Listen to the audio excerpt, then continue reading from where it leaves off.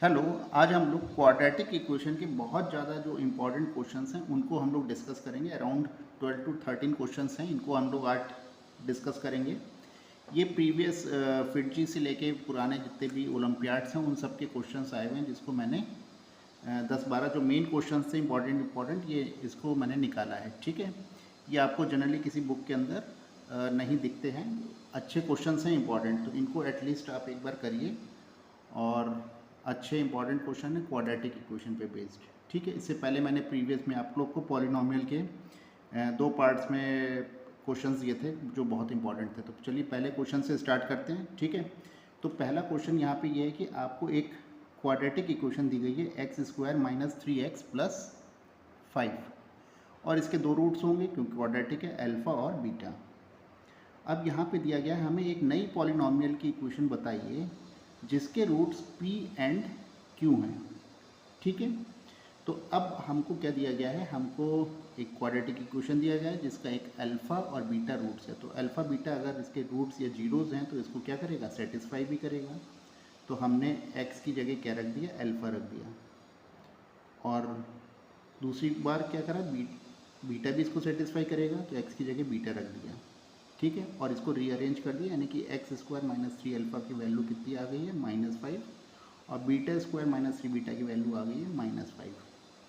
अब हमें क्या करना था, एक नई क्वाड्रेटिक इक्वेशन बतानी थी जिसके रूट्स p एंड q हैं। तो नई क्वाड्रेटिक इक्वेशन क्या हो जाएगी, x² minus p plus q x plus p into q. ये हम लोग जानते हैं क्योंकि क्या होता है formula, x² minus sum of roots into x plus product of roots is equal to 0। तो अब हमें p और q की वैल्यू हमें रखनी है। यहाँ पे p की वैल्यू हमें दे रखी है α² माइनस 3 अल्फ़ा प्लस 9 और q की वैल्यू दे रखी है β² माइनस 3 बीटा प्लस 9। अभी हम लोग ने प्रीवियस क्या निकाला है, अभी हम लोग ने प्रीवियस में देखा है α² माइनस 3 अल्फ़ा। ये α² माइनस 3 अल्फ़ा की वैल्यू कितनी है, -5, जो हम यहाँ पे पुट कर दें। और यहाँ पे β² माइनस 3 बीटा की वैल्यू हम लोगों ने निकाली है -5। तो -5 हम क्या करेंगे, यहाँ पे रख देंगे। तो p और q की वैल्यू हमको क्या मिल जाएगी, 4 एंड 4। तो क्वाड्रेटिक इक्वेशन हमारी क्या हो जाएगी, p और q की जगह हम 4 और 4 रख देंगे तो हमारी क्वाड्रेटिक इक्वेशन हो जाएगी x² minus 8x plus 16 is equal to 0।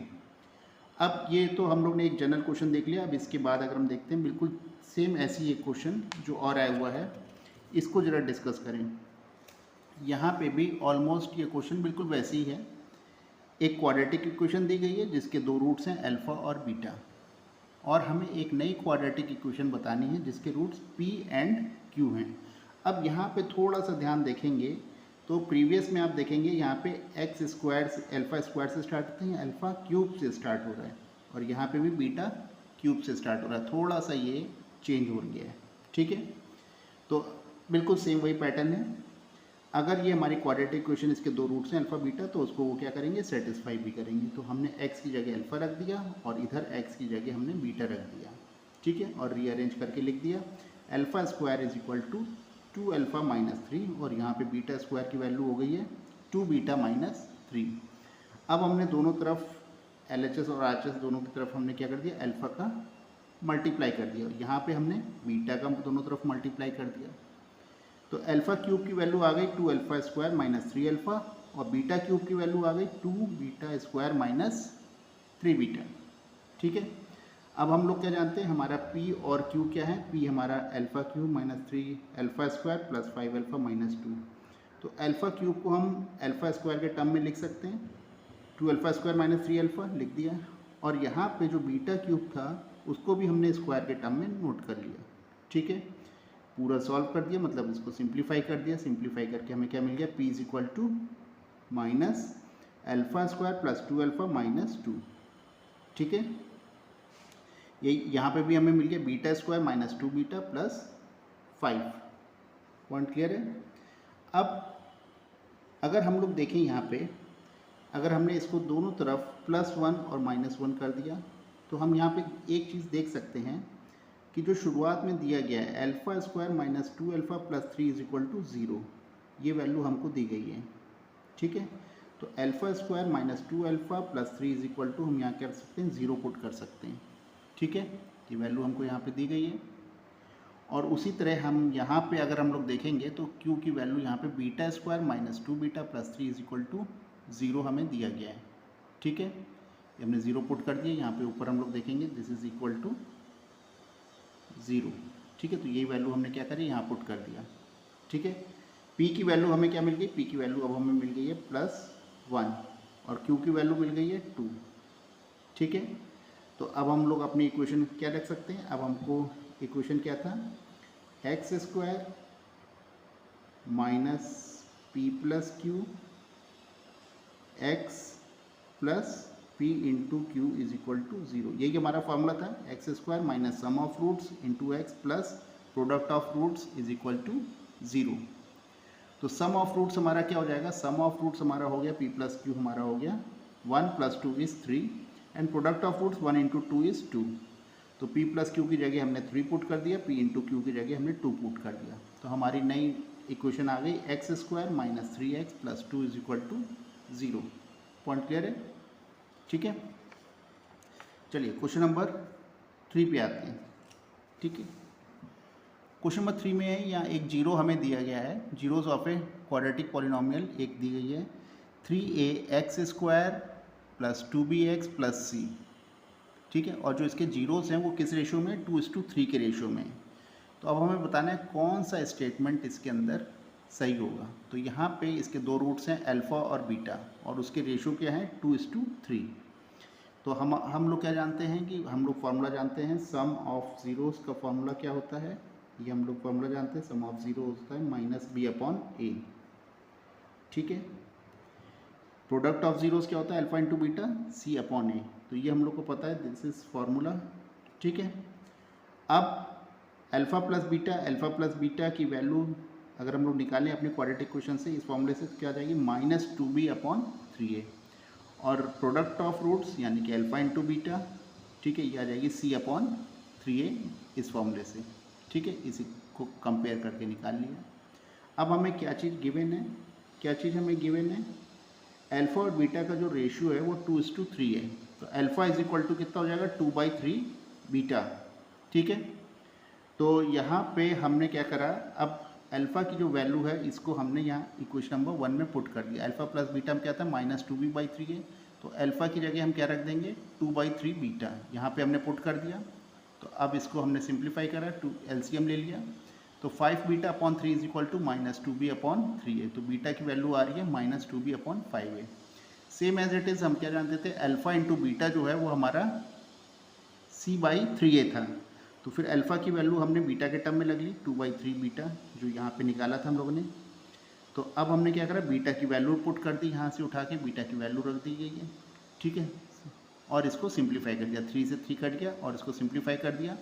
तो ये कितना आ गया 8b² / 25a² is equal to c/a।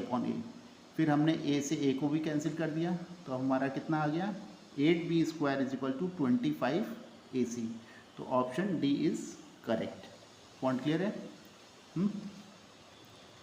Question number 4 में आते हैं।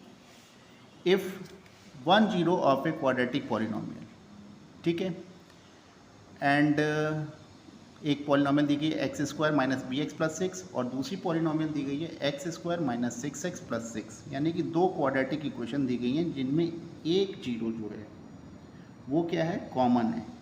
तो सपोज दैट इसके हम मान लेते हैं पहली इक्वेशन के दो रूट्स हैं। ठीक है, अच्छा, एक रूट्स, इनके दो रूट्स हैं अल्फ़ा और बीटा, और इसके भी दो रूट्स होंगे अल्फ़ा और गामा, क्योंकि दोनों में एक एक रूट्स क्या है कॉमन दिया गया है। यहाँ तक पॉइंट क्लियर है?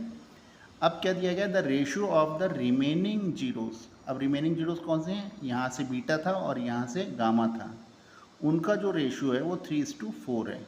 ठीक है, if all the zeros are positive integers. अब जितने भी हमारे अल्फ़ा बीटा गामा तीनों से निकल कर आ रहे हैं ये क्या है पॉजिटिव इंटीजर्स भी होने चाहिए। Find the value of b + c की वैल्यू हमसे पूछी गई है। ठीक है, तो चलिए स्टार्ट करते हैं। b + c क्या होगा, पहली क्वाड्रेटिक इक्वेशन दी गई है तो इसमें दो रूट्स होंगे अल्फ़ा और बीटा। दूसरी क्वाड्रेटिक इक्वेशन दी गई है, इसमें भी दो रूट्स होंगे अल्फ़ा और गामा, पर एक रूट इन्होंने क्या कहा है कॉमन होगा दोनों में से। तो अल्फ़ा मान लिया हमने दोनों में कॉमन है। ठीक है, अच्छा, अब उन्होंने बात करी है जो अदर रूट्स हैं उनका रेशो 3:4 है। तो जो अदर रूट्स हैं बीटा इज टू गामा, इनका रूट्स है 3:4। तो हमने बीटा को ले लिया 3 के और गामा को ले लिया 4 के। ठीक है, अब हम लोग क्या जानते हैं, द प्रोडक्ट ऑफ रूट्स का जो फॉर्मूला होता है, ठीक है, प्रोडक्ट ऑफ रूट्स का फॉर्मूला क्या होता है, C/A। ठीक है, हमें पता है, दिस इज फॉर्मूला।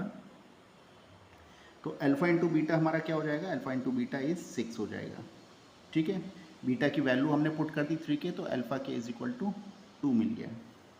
अब इसी तरह हम सेकंड क्वाड्रेटिक क्वेश्चन में देखेंगे, प्रोडक्ट ऑफ रूट्स C/A से अगर हम देखेंगे तो अल्फा इंटू गामा, क्योंकि यहाँ पे इसके रूट्स अल्फा गामा थे, alpha into gamma is equal to C निकल आया। गामा की हमने वैल्यू रख दी 4 के, तो गामा 4 के इज इक्वल टू C, तो अल्फा के इज इक्वल टू C/4। ये हमारी हो गई सेकंड इक्वेशन। इक्वेशन 1 और इक्वेशन 2 को हमने इक्वेट कर दिया, दोनों बराबर होंगे, अल्फा के बराबर हैं, तो यानी कि C इज इक्वल टू हमको कितना मिल गया, 8। C is equal to 8। C की वैल्यू पता चल गई। अब हमें किसकी वैल्यू पता करनी है, B की वैल्यू पता करनी है। तो हम कोई भी क्वाड्रेटिक इक्वेशन ले लें, हम अपनी पहली क्वाड्रेटिक इक्वेशन ले लेते हैं, ठीक है, या दूसरी वाली लेते हैं, x² - 6x + C is equal to 0। या इसमें C था तो हमने C की वैल्यू पुट कर दी, C वैल्यू थी हमारी 8। ठीक है, अब इसको मिड टर्म स्प्लिट से हमने दो पार्ट्स में ब्रेक कर लिया, x - 2 x - 4 is equal to 0। तो अब हमको दो रूट्स मिल गए इस इक्वेशन के। ठीक है, दो रूट्स हो गए 2 और 4, या तो ये अल्फ़ा हो सकता है या ये गामा हो सकता है। ठीक है, और इन्होंने बोला भी था कि जो हमारे अल्फ़ा और गामा और बीटा होंगे वो पॉजिटिव इंटीजर्स होंगे। तो अल्फ़ा को अगर हमने 2 रखा, alpha is equal to 2 equation number 1 में, तो हमने इक्वेशन नंबर 1 में रखा, तो हमें b की वैल्यू क्या मिल गई, 5। ठीक है, तो b की वैल्यू में 5 मिल गई। हमें क्या निकालना था, b + c निकालना था। तो b हमारा 5 आ गया, तो c हमारा 8 था, तो b + c is equal to 13 आ गया। तो यहाँ पे b + c हमारा क्या हो सकता है, b + c हमारा 13 होगा। पॉइंट क्लियर है। चलिए नेक्स्ट क्वेश्चन की तरफ आ जाते हैं, क्वेश्चन नंबर 5। ठीक है, यहाँ पे दिया गया है p is a zero of a polynomial. इसका ये पॉलिनोमियल दी गई है x² - 5x + 7। इसमें क्या दिया गया है, एक हमको जीरो दिया गया है जिसकी वैल्यू है p। अब एक सर्किल दिया गया है जिसका सेंटर है PP, और उसके सरकमफ्रेंस पे एक पॉइंट दिया गया है 1,4। ठीक है, और 1,4 से पास हो रहा है। अब हमें क्या पता लगाना है, इस सर्किल का जो एरिया है वो उन्होंने दे रखा है k पाई। ठीक है, तो हमें k की वैल्यू पता लगानी है। पॉइंट क्लियर है। तो पहले तो हम सर्किल पे आ जाते हैं। सर्किल है, उसका सेंटर है PP और एक सरकमफ्रेंस पे एक पॉइंट है 1,4। तो O से लेके A तक की जो डिस्टेंस अगर हम लोग निकालें बाई डिस्टेंस फार्मूला से, तो डिस्टेंस फार्मूला हम लोग पढ़ चुके हैं डिस्टेंस फार्मूला। तो डिस्टेंस फार्मूला किन्हीं दो पॉइंट्स के बीच का डिस्टेंस अगर निकालेंगे तो क्या उसका फार्मूला होता है, OA इज इक्वल टू ये x2 - x1 का whole square plus y2 - y1 का होल स्क्वायर। तो इस फॉर्मूले को हम लोग यहाँ पे यूज़ कर रहे हैं।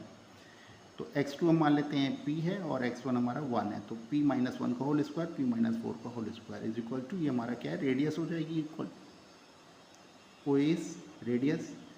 अब इसको मैंने ओपन कर दिया, तो अब हमको ओपन करके इक्वेशन मिल जाएगी 2 ब्रैकेट में p² - 5p + 17। तो ये हमारी रेडियस हो गई। अब हम लोग वापस अपनी क्वाड्रेटिक इक्वेशन में आ जाते हैं। क्वाड्रेटिक इक्वेशन में दिया गया है x² - 5x + 7 वेयर p हमारा क्या है, 0 है। तो p 0 है तो वो उसको क्या करेगा, सेटिस्फाई भी करेगा। तो हमने x की जगह p रख दिया, p² - 5p + 7 is equal to 0। ठीक है, तो अब हमको किसकी वैल्यू मिल गई, p² - 5p is equal to -7। तो यहाँ पे हम p² - 5p की वैल्यू अगर -7 पुट कर दें तो हमें रेडियस कितनी मिल जाएगी, रेडियस हमको मिल जाती है √3। तो एरिया ऑफ सर्किल का फॉर्मूला होता है πr²। तो πr² यानी कि एरिया ऑफ ए सर्किल क्या आ गया, 3 पाई।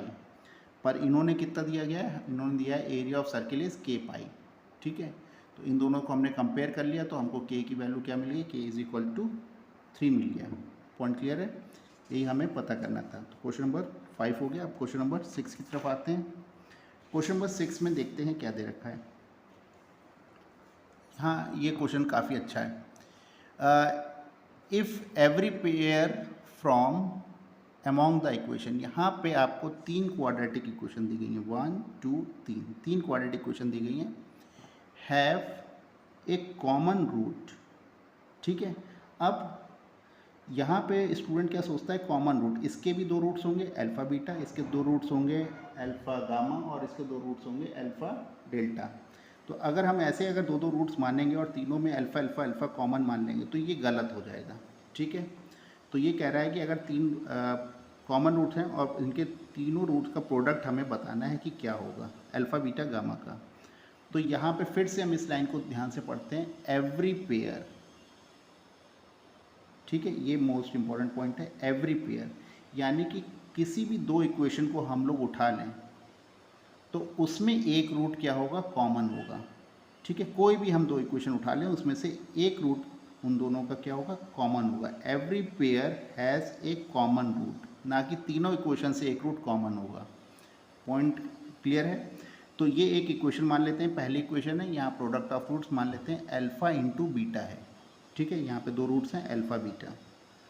दूसरी इक्वेशन मान लेते हैं, यहाँ 2 रूट्स मान लेते हैं बीटा और गामा, और तीसरी इक्वेशन में मान लेते हैं गामा और अल्फ़ा। तो इस तरह हम देखते हैं कि दोनों इक्वेशन में एक एक रूट क्या है, कॉमन है। चाहे हम फर्स्ट और सेकंड में देखें तो इसमें बीटा कॉमन है, फर्स्ट और थर्ड में देखें तो इसमें हमको अल्फ़ा कॉमन है, सेकंड और थर्ड में देखें तो यहाँ पे हम लोग को गामा कॉमन है। ठीक है, तो किसी भी 2 इक्वेशन में एक रूट हमको क्या मिल रहा है, कॉमन मिल रहा है। तो अल्फ़ा इंटू बीटा की वैल्यू क्या हो जाएगी, पी प्रोडक्ट ऑफ रूट्स हम लोग क्या जानते थे, सी अपॉन ए। तो ये क्यू आर हो गई, यहाँ पे भी आर पी हो गई, यहाँ पे भी क्यू आर हो गई। अब तीनों इक्वेशंस को हमने क्या करा, मल्टीप्लाई कर दिया। तीनों इक्वेशन को मल्टीप्लाई कर दिया, alpha square beta square gamma square की हमको वैल्यू आ गई, p square q square r square. दोनों तरफ हमने अंडर रूट ले लिया, अल्फ़ा बीटा गामा, जिसको हम लोग क्या बोल सकते हैं, प्रोडक्ट ऑफ रूट्स। तो प्रोडक्ट ऑफ रूट्स क्या हो जाएगा, पी क्यू आर, यही हमारा आंसर होगा। ठीक है, तो पॉइंट क्लियर है। चलिए क्वेश्चन नंबर 7 पे आते हैं। क्वेश्चन नंबर 7, यहाँ एक क्यूबिक पॉलिनोमियल दे रखी है। अब ये क्वाड्रेटिक नहीं है बल्कि ये क्यूबिक, कुछ इक्वेशन हमें दे रखी है, 3 alpha cube minus alpha square is equal to k alpha minus 9। तो हमको यहाँ पे एक चीज़ सिमिलरिटी नज़र आ रही है, कुछ अल्फ़ा बीटा गामा बिल्कुल एकदम ऐसी लग रहा है, और ये कह रहा है कि फाइंड द वैल्यू ऑफ के क्या होगा। ठीक है, और यहाँ क्या दे रखा है, alpha plus gamma is equal to 0 भी दे रखा है। तो कुछ भी अभी हमें क्लियर नहीं हो रहा है, तो हमने तीनों इक्वेशंस को यहाँ पे नोट कर लिया और इसको रीअरेंज कर दिया, यानी कि सब कुछ हमने लेफ्ट साइड में ले गए। ठीक है, विच इज़ इक्वल टू 0। अब यहाँ पे क्या नज़र आ रहा है, अल्फ़ा बीटा गामा, यानी कि अल्फ़ा बीटा गामा ही तीनों में क्या हो रहा है, बिल्कुल एक जैसे सिमिलर रखे हुए हैं। तो यानी कि अल्फ़ा बीटा गामा जो है किसी भी क्यूबिक इक्वेशन की क्या है, रूट्स हैं। ठीक है, रूट्स ऑफ क्यूबिक इक्वेशन। ठीक है, किसी क्यूबिक इक्वेशन की रूट्स हैं।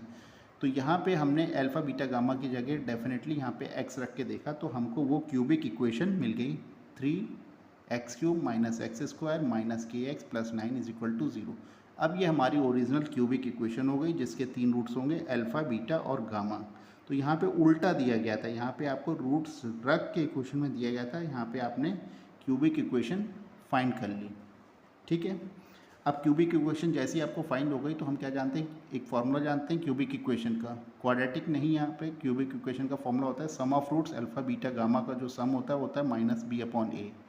तो माइनस बी अपॉन ए हमने इस इक्वेशन से इसको कंपेयर करके देखा, तो अल्फ़ा बीटा गामा की वैल्यू हमें मिल गई प्लस की 1/3, और हम लोग क्या है, हम लोग को दिया गया था अल्फ़ा प्लस गामा की वैल्यू हमको 0 ऑलरेडी दी गई है, तो बीटा की वैल्यू हमको कितनी मिल गई है, 1/3।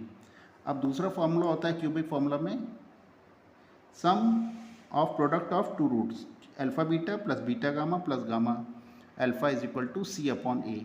ठीक है, तो यहाँ से हमने क्या करा, बीटा को कॉमन ले लिया, तो अल्फ़ा प्लस गामा हो गया और gamma alpha. Alpha plus gamma हमें ऑलरेडी क्या दिया गया था, 0 दिया गया था, तो ये पूरा टर्म क्या हो जाएगा, 0। तो यहाँ गामा अल्फ़ा की वैल्यू हमें मिल जाएगी माइनस के अपॉन 3। और तीसरा फॉर्मूला हम लोग का होता है क्यूबिक इक्वेशन में product of roots alpha into beta into gamma which is equal to minus d upon a, ये फार्मूला होता है। तो यहाँ पे हमने अल्फ़ा की वैल्यू रख दी 1/3, बीटा गामा अल्फ़ा गामा। ठीक है, तो बीटा की हमने वैल्यू रख दी 1/3, क्या बचा, अल्फ़ा गामा बचा, और डी अपॉन ए की वैल्यू निकाली -9/3, यानी कि 3 से 3 यहाँ कैंसिल हो गया। तो अल्फ़ा गामा की वैल्यू थी हमारी k/3, ये हमने यहाँ पुट कर दी -k/3 इज इक्वल टू -9। के की वैल्यू कितनी आ गई 27। यही वैल्यू हमें पता करनी थी के की वैल्यू क्या होगी। तो अब आ जाते हैं क्वेश्चन नंबर 8 में। ठीक है, क्वेश्चन नंबर 8 में हम लोग देख रहे हैं कि alpha beta zeros of a quadratic polynomial. एक हमें पॉलिनोमियल दी गई है ax² प्लस क्वाड्रेटिक क्वेश्चन दी गई है जिसके दो रूट्स हैं अल्फ़ा और बीटा। हमें क्या पता लगाना है, alpha cube plus beta cube की वैल्यू पता लगानी है। और हमें क्या दिया गया है, a = 1, b = 3 एंड c = 4। तो हमने क्या अपनी क्वाड्रेटिक क्वेश्चन लिख ली। अब इसमें a b c की वैल्यू पुट कर दी तो अब को एक क्वाड्रेटिक क्वेश्चन मिल गई x² प्लस 3x प्लस 4। अब हम लोग क्या जानते हैं बाई फार्मूला से, सम ऑफ जीरोस क्या होते हैं -b/a। तो ये कितना निकल आया -3। प्रोडक्ट ऑफ ज़ीरो होता है alpha into beta is c/a। तो ये हमको कितना मिल गया 4। ठीक है, अब हमें क्या वैल्यू पता करनी थी alpha cube plus beta cube की। तो alpha cube plus beta cube की आइडेंटिटी क्या होती है, अल्फ़ा प्लस बीटा ब्रैकेट में α² प्लस β² माइनस अल्फ़ा बीटा। या हम इसको ये भी लिख सकते हैं अल्फ़ा प्लस बीटा और ब्रैकेट में अल्फ़ा प्लस बीटा का होल स्क्वायर माइनस 3α बीटा। तो इस वैल्यू को हम क्या करेंगे, अब हम लोग को सब पता है अल्फ़ा प्लस बीटा हमें पता है -3, अल्फ़ा प्लस बीटा पता है -3, अल्फ़ा इंटू बीटा पता है हमें 4। तो सारी वैल्यू रख के हमने सॉल्व कर दिया। तो हमको क्या मिल गया, alpha cube plus beta cube की वैल्यू हमें क्या मिल गई 9। ठीक है, बस एक आइडेंटिटी का यूज़ हो रहा था। चलिए क्वेश्चन नंबर 9 में यूज़ करते हैं, find the minimum values of this. ये हमें एक क्वाड्रेटिक क्वेश्चन दी गई है। ठीक है, x² plus alpha x plus beta is equal to, alpha दिया गया है 3 और बीटा दिया गया है 1/3। अब हमें इसकी क्या पता करनी है, मिनिमम वैल्यू पता करनी है। तो एक जब भी आपको एक क्वाड्रेटिक क्वेश्चन दी जाए और उसकी मिनिमम वैल्यू पता करनी हो तो मिनिमम वैल्यू का ये फार्मूला होता है, इस फॉर्मूले को आप नोट कर लिए। मिनिमम वैल्यू के जो नोट्स होते हैं वो होते हैं -b/2a minus D/4a, where d is discriminant. d is discriminant जिसकी वैल्यू होती है b² माइनस 4ac के बराबर होती है। ठीक है, तो डिस्क्रिमिनेंट अपॉन 4a ये हमारा फार्मूला होता है। इस चीज़ को ध्यान रखेंगे मिनिमम वैल्यू का। तो मिनिमम वैल्यू का फार्मूला हम डायरेक्ट रख दें तो y के हमें 2 कोऑर्डिनेट्स मिल जाएंगे। ठीक है, तो मिनिमम वैल्यू -D/4a की वैल्यू हमने निकाल ली, -D/4a की वैल्यू आ गई -23/12। ठीक है, b/2a हम देखेंगे तो एक वैल्यू तो हमको 0 मिल जाएगी और केवल हमको y की ही वैल्यू निकालनी होगी। तो minimum value of the y is -23/12 हो जाएगी। ठीक है, क्वेश्चन नंबर 10 को डिस्कस करते हैं। यहाँ पे both of the roots of the equation are real and equal. ठीक है, अब ये हमें एक इक्वेशन दी गई है जिसके जो रूट्स होंगे वो कैसे होंगे, रियल एंड इक्वल होंगे। कोई भी रूट्स अगर रियल और इक्वल होता है तो उसका फॉर्मूला होता है b² minus 4ac is equal to 0, यानी कि डिस्क्रिमिनेंट इज इक्वल टू 0। तो हम इन दोनों सारी इक्वेशंस को क्या करें, आपस में मल्टीप्लाई कर दें। ठीक है, इसको हमने सिंप्लीफाई कर लिया। अब पूरा सिंप्लीफाई करने के बाद ये a प्लस बी प्लस सी हो गया, ये ab bc c, मतलब रीअरेंज कर दिया x² एक क्वाड्रेटिक इक्वेशन की तरह इसको रीअरेंज कर दिया।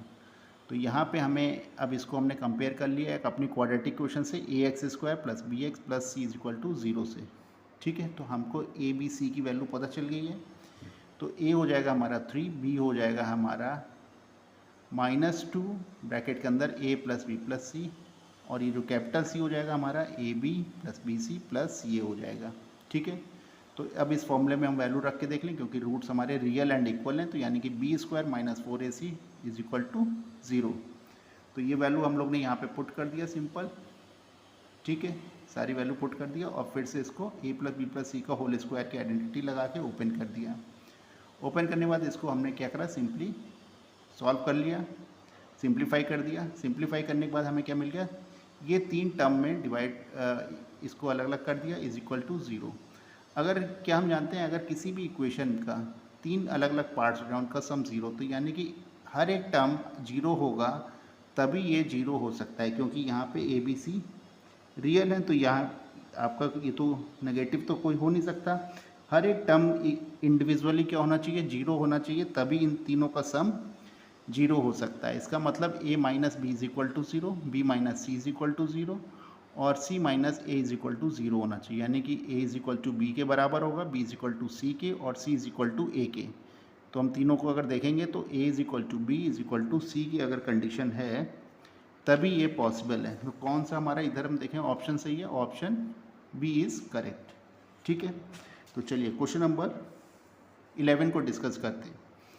The coefficient of x in the quadratic equation is taken as 17। एक हमको एक क्वाड्रेटिक इक्वेशन दी गई है और x का कोएफिशिएंट हम कितना ले लें, ठीक है 17 ले लें इन प्लेस ऑफ 13। मान लेते हैं कि पहले यहाँ पे 13 था और 13 की जगह हमने क्या ले लिया है 17 ले लिया है। तो p की वैल्यू हमने क्या ले ली है 17 ले ली है। ठीक है, its roots were found to be -2 and -15। तो अगर हम 13 की जगह 17 कह रहे ले लीजिए तो हमको रूट्स मिल जाते हैं अल्फ़ा इज इक्वल टू -2 और बीटा इज इक्वल टू -15। ठीक है, तो मुझे बताइए ओरिजिनल रूट्स क्या थे। ठीक है, तो चलिए हम लोग स्टार्ट कर रहे हैं। तो यहाँ पे हम अपनी क्वाड्रेटिक इक्वेशन जो हमें दी गई वो रख दिया। अब कह रहा है x का कोएफिशिएंट हमने गलती से 17 ले लिया 17, तो चलिए हमने यहाँ पे 17 रख लिया। ठीक है, और इसके दो रूट्स हमने निकाले, इसके दो रूट्स इन्होंने दे रखे थे -2 एंड -15। ठीक है, तो अल्फ़ा इज इक्वल टू -2 और बीटा इज इक्वल टू -15। हम फॉर्मूले से क्या जानते हैं, product of roots alpha into beta is c upon है, ये फार्मूला है। ठीक है, तो दोनों रूट्स की हमने वैल्यू रख दी इज इक्वल टू क्यू। तो क्यू की वैल्यू हमें कितनी मिल गई 30। अब हम फिर से वापस क्वाड्रेटिक इक्वेशन में जाते हैं। अब हम जहाँ पे 17 था उसको हम फिर से वापस करेक्ट कर लेते हैं। ठीक है, और करेक्ट करके 17 की जगह हम क्या कर देते हैं 13 रख दें। ठीक है, क्योंकि ओरिजिनल में तो यही था। अब जो क्यू की वैल्यू हमने निकाल ली है 30, ये हमने यहाँ पे रख दिया है। अब इसके भी दो रूट्स होंगे, इफ पी की जगह 13 है और क्यू इज इक्वल टू 30 हमने रख दिया। मिड टर्म इसका स्प्लिट कर दिया, मिड टर्म स्प्लिट करके हमने इसके दो पार्ट्स निकला है x+3 और x+10 इज इक्वल टू 0, यानी कि x की वैल्यू क्या मिल गई -3 और x की वैल्यू क्या हो गई -10। तो यही इसके क्या हो गए, दो रूट्स हो गए, ये हो गया नया अल्फ़ा और ये हो गया नया बीटा। ठीक है, तो अल्फ़ा बीटा क्या हो गया -3 एंड -10। तो यहाँ पे हमारा कौन कौन सा ऑप्शन करेक्ट हो गया, A and D option are correct. Point clear है। चलिए, तो अब हम एक क्वेश्चन को डिस्कस कर लेते हैं चलते चलते, क्वेश्चन नंबर 12 को। ठीक है, if the roots of the equation be 2 consecutive integers. Consecutive integers मतलब दो लगातार रूट्स हैं, मतलब जो एक अल्फ़ा। ठीक है, और find the value of b square minus, अब यहाँ पे ध्यान देना है B square minus 4c। Student कई गलती से समझ जाता है बी स्क्वायर माइनस 4ac और यहाँ पे गलती कर जाता है जल्दी में। तो बी स्क्वायर माइनस 4c की वैल्यू निकाली गई। तो हम अपने क्वाड्रेटिक इक्वेशन लिख लेते हैं, इसके दो रूट्स हैं अल्फ़ा और बीटा, पर हमें जो दिया गया है कि जो दोनों रूट्स हैं वो कॉन्जिक्यूटिव इंटीजर्स हैं। तो अगर ये अल्फ़ा है तो ये बीटा की वैल्यू क्या होगी α+1, उससे एक नंबर ज़्यादा होगा क्योंकि कॉन्जिक्यूटिव दोनों लगातार हैं। तो यहाँ पे हमने अब क्या होता है फॉर्मूला हम जानते हैं alpha plus beta is equal to -b/a। तो बीटा की वैल्यू हमने रख ली α+1। ठीक है, अब यहाँ पे हमने बाई फॉर्मूले से देखा तो ये हमको निकल कर आया b। तो 2α+1 इज इक्वल टू b हमारी पहली इक्वेशन हो गई। अब दूसरा फॉर्मूला क्या जानते हैं, product of roots is equal to c/a। फिर हमने क्या करा, बीटा की वैल्यू रख दी α+1 क्योंकि कंसेक्यूटिव इंटीजर दिए गए, ये c हो गया। ठीक है, तो यहाँ पे हमने इसको ब्रैकेट को ओपन करा, α² plus alpha is equal to c। अब हमें किसकी वैल्यू पता लगानी थी, b² माइनस 4c की।